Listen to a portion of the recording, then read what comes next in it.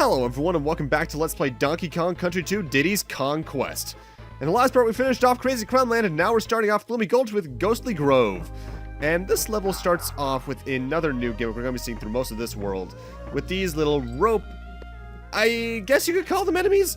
They're more so entities than anything, they actually can't damage you. As you can tell by the fact they have a face, every now and then they will do an action by fading away. Every single individual rope has a different timer related to it, but thankfully, thanks to Dixie's little flight, you can skip past a good amount of them in a row if you're good about it. However, you're going to want to get all the bonuses here, you're going to need to use them anyway, so learn their timings and pay attention. Taking things slowly in this level is actually very recommendable. Now you want to throw this particular clobber to the right and then take this other barrel over here, because this is where the first bonus for this world is. Now, something I briefly, throughout the entire LP thus far, mentioned some minor differences about the Game Boy Advance version of the game, but I figured I might as well go see if the Donkey Kong Wiki has like a full-out list of them, and it does. So, the things I mentioned thus far, the game has an intro cutscene that's based off the Super Nintendo's manual. I think I briefly mentioned that all the overworld maps were completely redesigned so that you didn't have any, like, environment switches and such. Kind of a weird thing, but I do like some of the more modern designs. Crazy Climb Land's the only one I really prefer from the Super Nintendo. I mentioned that the roller coaster levels were changed to evening instead of nighttime. Minor graphical thing, wherever there's a Super Nintendo controller in the game, it's generally been removed. I think there's only like maybe one or two left. You can refight bosses after you've defeated them, and Swanky will charge you 10 coins to remember how long it took you to beat it. Essentially, it's just sort of a time attack thing. There are some sprites added and some sprites lost from the Super Nintendo here and there.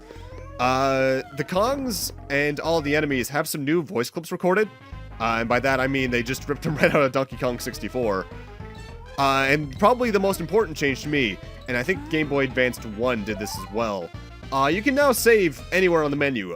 Wrinkly Kong, I think, can still act as a save point, but she doesn't have to be your save points. Similarly speaking, they also changed how world swapping works, because here in the original game, and on the Super Nintendo trilogy in general, really, the only way you can move from world to world is by using Funky.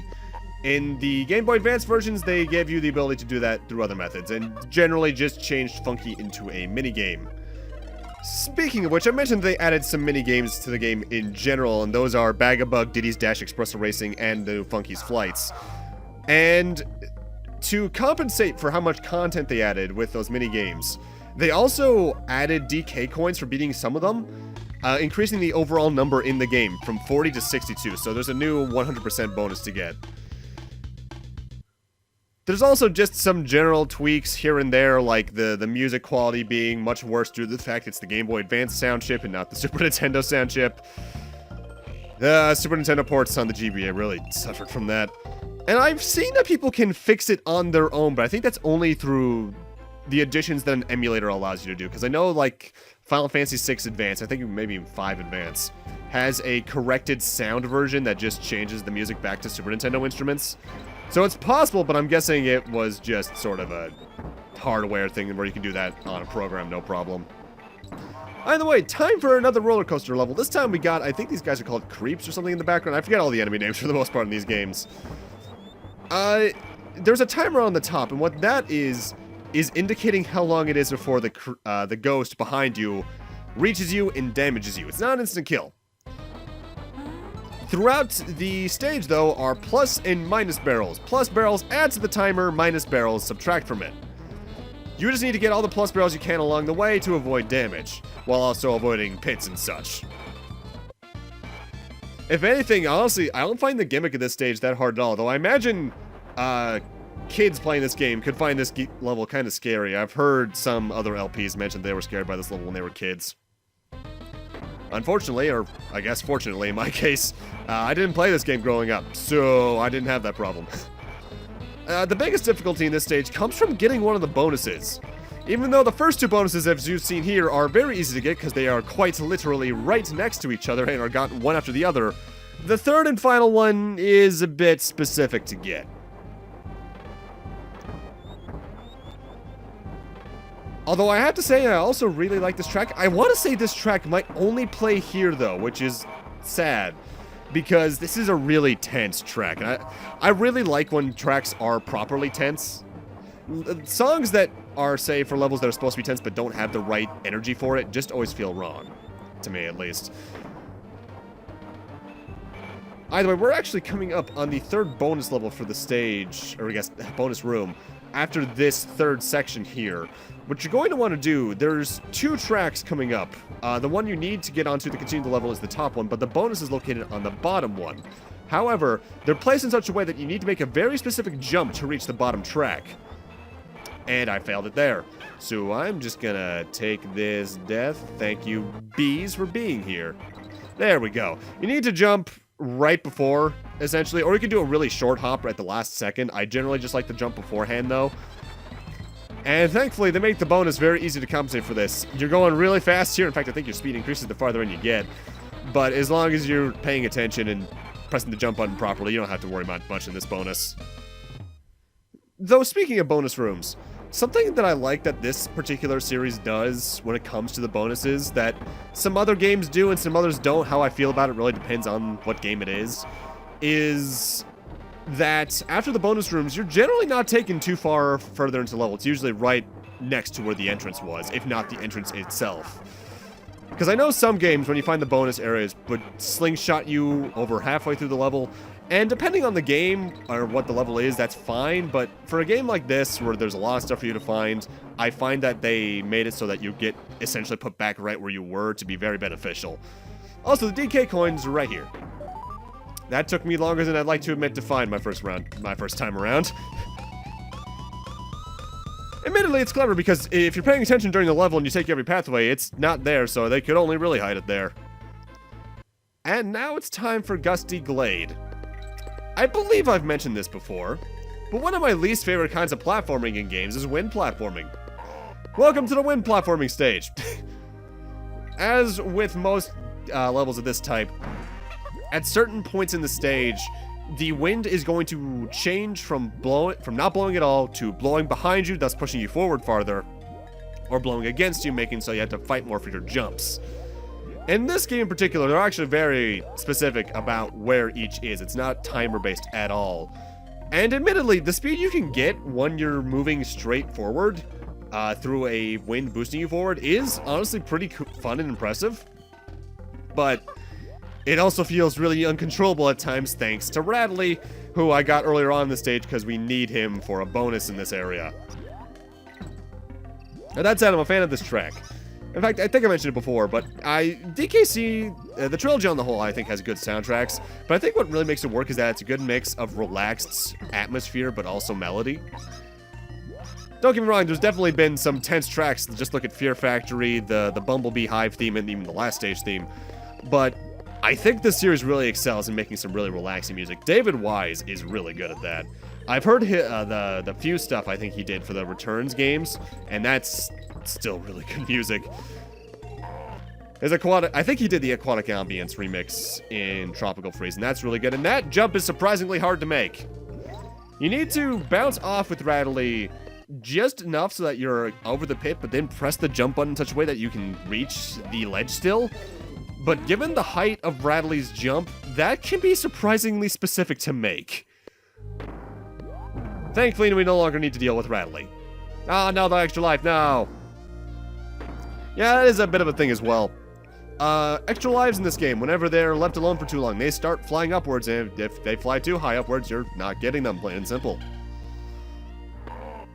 And I'm trying to remember, I think this is for a bonus. Yes, it is. We need to strategically take out all of these cutlasses. Not only does that get us the K.O.N.G letter, but upon defeating this cutlass over here, we find ourselves with another cannonball. Now, I think the way the game wants you to do this section is to throw the cannonball up, then use the hook jump again, but if you have a teammate, you can just throw yourself up there like that. Yeah, I don't like this. Wind platforming sucks. I'll take anti-gravity, I'll take ice physics, but wind gravity just makes me not feel good inside. I still think the worst case of it, though, might be in, I think it was Mario 2 Lost Levels? Because, especially in the original NES version, you don't really have an indication, if I'm recalling correctly, that the wind's blowing. I think the All-Stars version would add leaves blowing around, but I don't recall the NES version having that.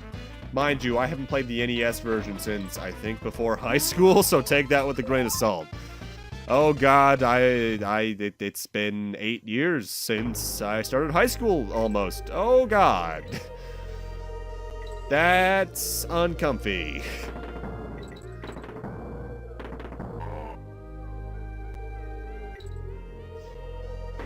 Thankfully, this stage, even though I dislike the platforming gimmick in total, still plays it smart enough to the point that if you're being careful, you can be very safe. But still, not a fan. Also, I think the way they want you to get that DK coin is to bounce off the cannonball's barrel. I think it's just called a cannon, actually. The cannon and wielding enemies' barrels. But if you have Dixie, you can just fly over everything and get it like that. And with that, time for Parrot Shoot Panic. And there's one thing in particular I've forgotten to mention that's a bit of a glitch, even though I don't think it comes into play much in this level. Now, we've seen that the honey in this theme of level can get you stuck to the walls and floor. However, there is a minor bug involving the floor honey where if you press A to enter the team throw, you don't get stuck to it. It's stupid, but it works. Now, the main gimmick with this level, by the way, a little shortcut over here. If you come over here, you can find a rare room. And this lets you skip most of the hazards from the next section. There's even an extra K over here. There's a K on the left side as well of the level, but you can just come over here to get this one for free, basically. Anyway, as I was saying, this level's gimmick is that Squawks is here, but he's purple. I think it's supposed to be like Squawks' cousin or some bullshit like that. You cannot fly up with this Squawks. You're only flying downwards. You can't even flap your wings. You just have to hold up and down when you need to. Use your own judgment for that, of course, so that you don't get damaged. However, we want to hold left here while holding up, because that allows us to get to the next bonus. Even though it really looks like we shouldn't be able to. Now, admittedly, that bonus is a rarity in the game, in that getting that bonus, I believe, completely disallows you from getting one of the K.O.N.G letters. In the bottom right of the room where that bonus was in, is the O for the K.O.N.G letters. However, since I want to get all the bonuses, and that's more important to me, especially because, you know, that's what's counted for 100%, I can't get that O. They even give you a real Squawks here to be like, hey, you might be able to, but no, then they just give you a Squawks sign. Great. Fun. This level, I think, is fun, but I think it overstays its welcome a little bit. In fact, that's, I guess, kind of an issue I have with a lot of the DKC games, that the levels are usually fun, but they tend to overstay their welcome every now and then. Now, something you can do that I'm not trying to do here on this first run is that you can press X to get off of the purple Squawks whenever you want. Or in cases like this, you can just avoid grabbing onto him. And if you have Dixie with you, you can just completely screw over the challenge of this level by using her helicopter spin. Because the helicopter spin, while yes, it descends faster, you have more control over where it's going from left to right, and thus you can just have a better chance of surviving in the long run if you do that. If you're more comfortable with it, that is. Because I know some people probably find Squawks easier to control than the helicopter spin. I think they're wrong, but it's more than likely. Squawks is probably my least favorite animal buddy for the bonuses, though, because out of all of the animal buddies, I feel like his are the most repetitive. Like, Squitter, you have the usual, obviously, kill them all and then use your platform webs and such. But almost every single one of the bonus rooms that involve Squawks just involves you puking out eggs at extreme speeds to take out every enemy around you. There's very little variation to it outside of that, but at the same time, I realize there's only so many things you can do with things like this. It's not like they could have made an entirely new gimmick just for a bonus game, especially when cartridge size was a very major thing to worry about in a game like this that is already probably filled to the brim, might I add. So it's just one of those lose-lose situations, I suppose.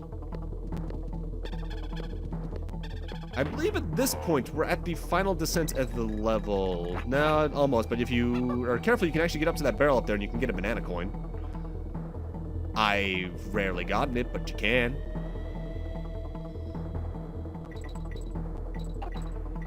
Now, I'm trying to remember the way levels are ordered throughout the game right now, and I want to say "want to" is a keyword.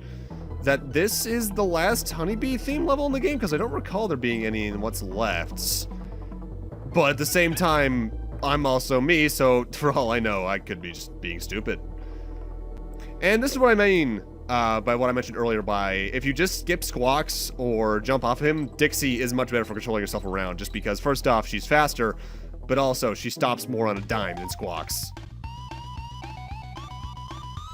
Well, she's faster left to right, slower vertically. That's the better way to put it. Alright, Swanky, what you got for us this time? I think what really helps with Swanky and make these games more fair is that you have infinite tries as long as you have enough banana coins. Some other games would have it where if you tried this and you failed, you wouldn't be able to retry it until maybe you completed the world and came back or something like that. As long as you have banana coins, you can attempt these over and over again until you get them all 3 right. Which theoretically means you have infinite screw-ups, but that also means, hey, you could learn the information and memorize it for more playthroughs if for some reason you decide to come back to the game. Also, we have a lot of lives right now. In fact, the Donkey Kong Country trilogy in general is just very easy to get lives in. In different ways, might I add. Because 2 has all these mini-games that allow you to get them, of course, and the animal buddies with the signs being added just allows you to get a lot of lives more quickly. 1, just due to how the bonus rooms worked, because if you weren't getting animal buddy tokens, you were getting lives, and even then the animal buddy tokens allowed you to get lives pretty quickly. 3 is the only one I'm having trouble remembering how easy it is to get lives in, just because I haven't played 3 in the long... it's been... let me restart that sentence. 3 is the game I've played the least overall, and it's been the longest since I last played it. And as well, I just didn't find it as memorable as 1 or 2.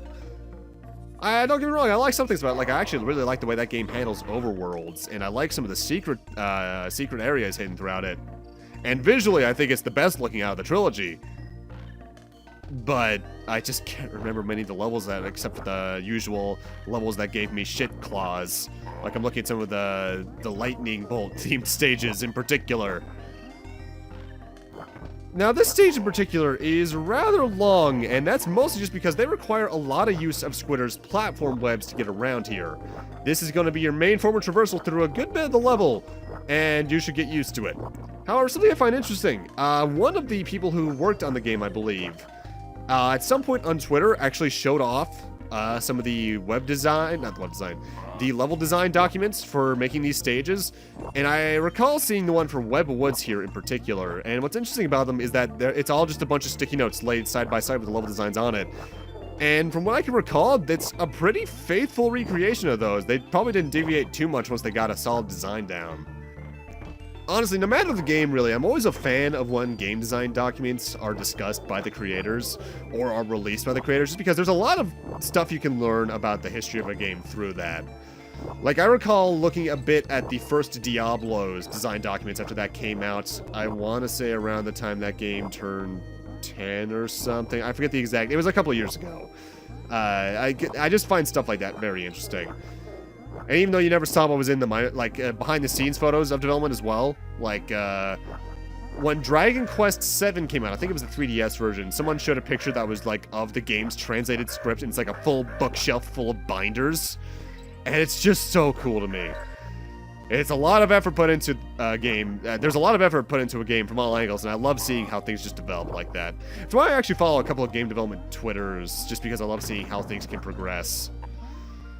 It's also why I used to check up fairly often on the AM2R website before that game came out, and that game's history is well known by this point. You know, though, on the topic of game development, something I'm kind of surprised Nintendo never did, given some of their tendencies. I'm surprised that they never tried to remake Donkey Kong Country 1 through 3 as one game on the Returns engine, or at least try to make some of the levels from these games as DLC levels for the new games. Because I think that could lead to some interesting mixes of old ideas and new, given the new control stuff that goes on in the new games. At the same time, though, Nintendo, now that I think about it, generally doesn't remake games outside of Zelda and Pokemon, and even then, that's mostly Pokemon Company rather than straight up Nintendo. But still, I think it could be interesting. Either way, the cannon on the right fires out a very slow cannonball as the second attack. We want to follow that all the way back left, even though we just got to cross that pit. because that's going to hit this wall, making a bonus area up here. Out of all of the levels in the game, this one probably has some of the most backtrack-oriented bonus rooms to get. Which in a way kind of makes the level stand out, but also, not much. Now, this bonus area, I think they intend you to be a bit more daring with your jumps from web to web, but if you just make one ramp to the other, you can just get across like a bridge, no problem. It's kind of sad, really. This last portion of the level is probably my least favorite, just because you go through a very large area filled with bottomless pits. Mind you, this entire level has a lot of bottomless pits, I admit, but this is just kind of needlessly large. Plus, you need to make sure you're always aiming your webs slightly up, because there is a cliff you need to get to at the end. I think there might actually be extra life down below, if I'm recalling correctly, or something like that. But I'd rather not.